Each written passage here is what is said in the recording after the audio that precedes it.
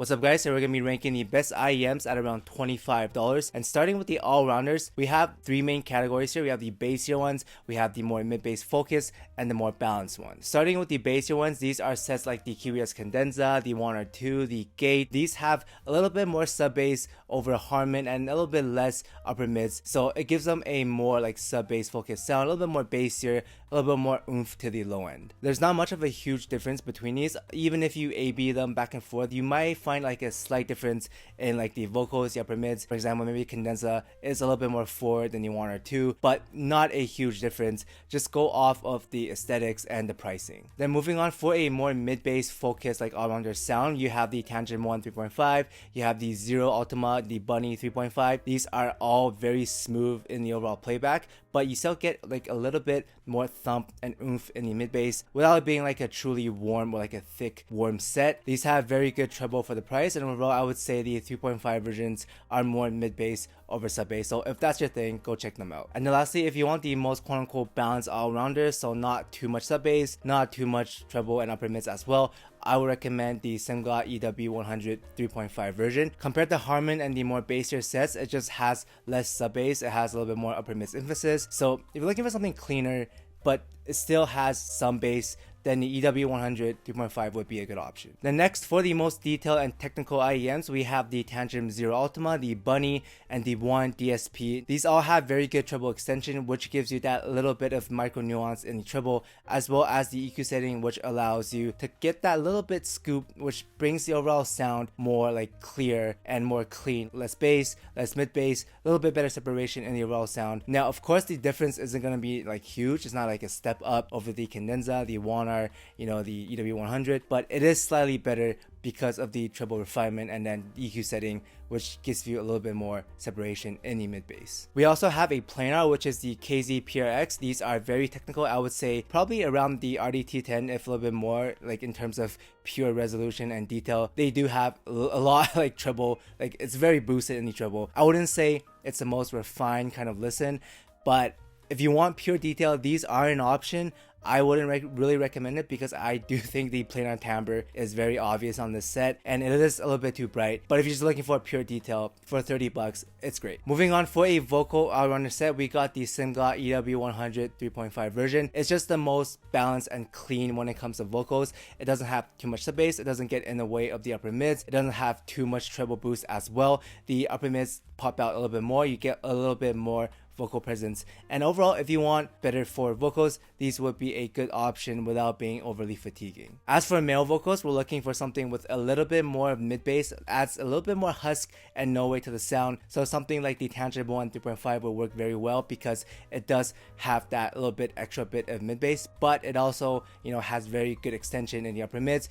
good extension in the treble as well, which gives you a very, you know, open but still husky and powerful male vocals. As for female vocals, we're looking for something that's cleaner in the bass, a little bit more upper mids focus. Something like the Tantrum Ola works very well. It has like pretty much like neutral when it comes to the bass, but the upper mids pop out very well and the treble extension is there as well. It doesn't get overly fatiguing at mid volume. These are all mid volume sets. Some other honorable mentions would be the 1 or 2, the Abyss, the Ching. These are all very good vocal sets. The main difference is that sometimes the upper mids in the Abyss and the Ching can pop out a little bit too much, whereas I think the EW100 does that all-rounder sound like better. It's just smoother but still forward enough in the vocals. For vocal centric alone, I would say the EW100 edges out just a little bit. Same with the 1 or 2, the Gate, the True 2, these are all a little bit more bassier, and the 1 or 2 also has less upper mids focus. After that, we got the neutral clean IEM, so we're looking for a very bass light, has good upper mids extension, has good treble extension,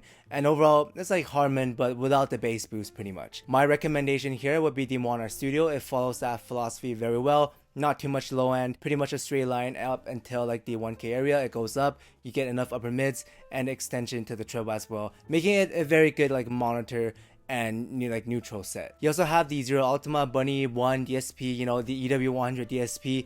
These follow more of like a scooped approach. It has a little bit more sub bass, but the overall sound is still clean enough with good extension in the upper mids and especially in the treble. Very good treble, better treble than the 1R Studio. The only difference is that it does have a little bit more sub bass than the 1R Studio, but it still manages to follow a more neutral sound in the DSP version because the slight scoop and the less like mid bass, which helps it give it that clean sound. Some honorable mentions here would be the KZ D-Fi, the KZ Libra X. These follow that philosophy very well. Straight line, not too much bass, you know, good upper mids, good treble extension. The only difference is that they're not as smooth as the Monarch Studios, the Zero Ultimas, the Bunny ZSP, stuff like that. They have a little bit worse timbre. I wouldn't say it's a huge difference, but it does sound a little bit sharper sometimes. Maybe it is because of the QC, I don't know, but I would give these the honorable mention because of that and because it's KZ. Moving on, for the best treble, we have two categories here. If you want a smooth playback, we have the Tantrum sets. We have the Tantrum 1, the, you know, Bunny,